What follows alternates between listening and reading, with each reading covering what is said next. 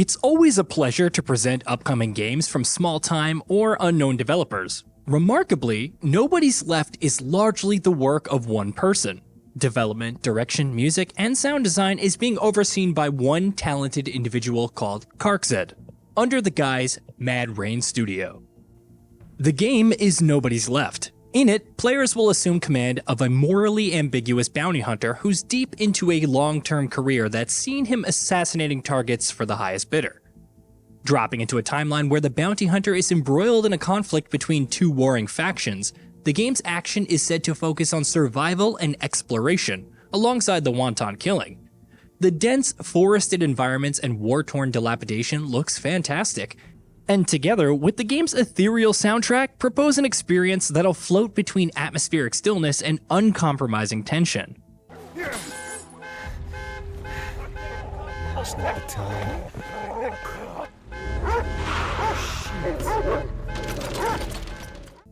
Now, let's address the elephant in the room straight away. Nobody's Left is pretty familiar. Kharkzad name drops a few titles as inspiration. In an interview with the website GamingBolt, Tom Clancy's The Division, Red Dead Redemption, Days Gone, and from a purely atmospheric point of view, Playdead's 2.5D side-scroller Inside. The other titles they're mentioning specifically is The Last of Us, and the similarities into these games' styles and how they're presented has unfortunately drawn criticism. Admittedly, Nobody's Left and The Last of Us bear a lengthy list of similarities, not least in its over-the-shoulder third-person camera, brutal, bloody combat, resource scavenging, and an overarching sense of dread that comes from barely surviving every encounter. It's also in the player dragging wheeled waste containers to reach a blown-out second-story window or hiding prone in long grass to evade enemies. Heck, even the names of the games are similar, with bold capitalized lettering on the game's black and white title card pretty much identical. Perhaps the most jarring, though, is the identical folklore styling of the game's music. It's almost as if Mad Rain Studios hired The Last of Us composer Gustavo Santaolalla to lend his musical chops to Nobody's Left. Check out Kharkzad's Instagram page and you'll find a recent video clip said to feature music from the official Nobody's Left soundtrack. The song itself, titled Almost Burned, is straight out of the Santaolalla playbook. Plucked acoustic guitar, forlorn strings, sparse pulsating percussion, melodies which descend, adding tension before release. Now, it's obvious Kharkzad is supremely talented. Even the most accomplished musician would struggle to replicate Santaolalla's style so competently. It's just that Santaolalla's soundtrack is such a strong presence in The Last of Us. It's almost a character unto itself. It begs the question, when does homage become shameless replication? And maybe a better question, is such close inspiration necessarily a bad thing? Does it even matter? Kharkzad states Nobody's Left is far from a copy. Inspiration, he says, is a very natural thing in the world of game development. He admits to loving the atmosphere style of gameplay, sound, and music of the games that he's quoted as admiring. And instead of plying his skills into drumming up entirely new concepts, he's forging ahead with a strong version of a game that's already out there.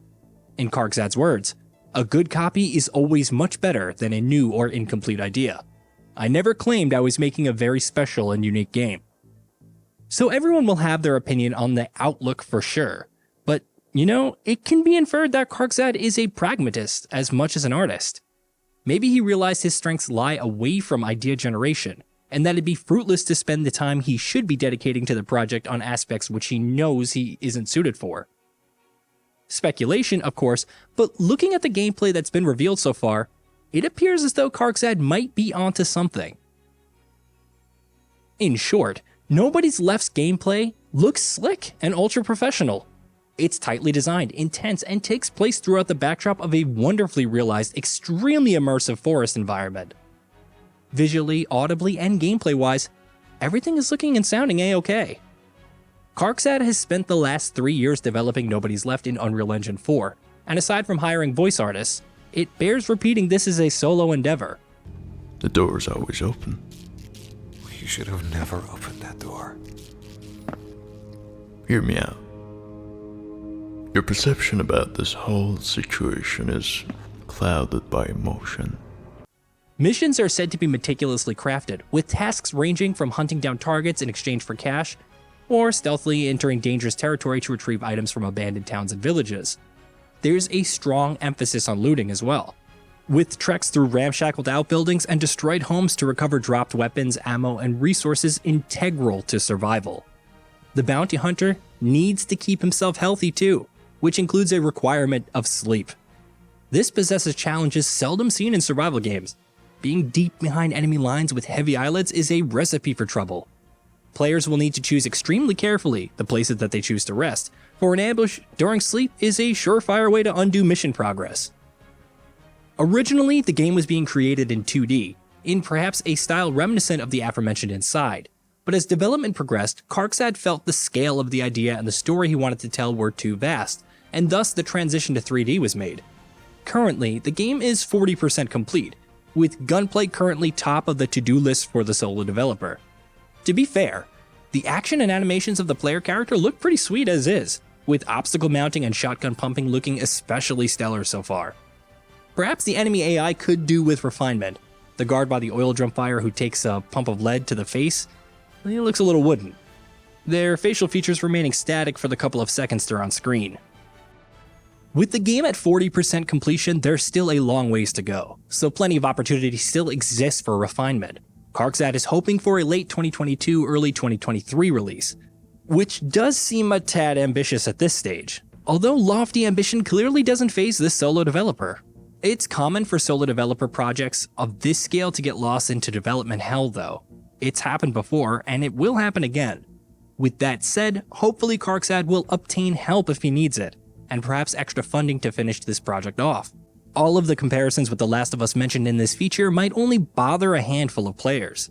There's plenty of commentary out there with people arguing, rightly, that a well-made game in the mold of Naughty Dog's iconic post-apocalyptic survivathon isn't a bad thing. Whilst Nobody Left doesn't appear at this stage to bring anything new to the table, what we're seeing so far is incredibly well crafted. If the game runs bug-free with compelling narrative and fluid, tense survival action, then there's nothing really to complain about.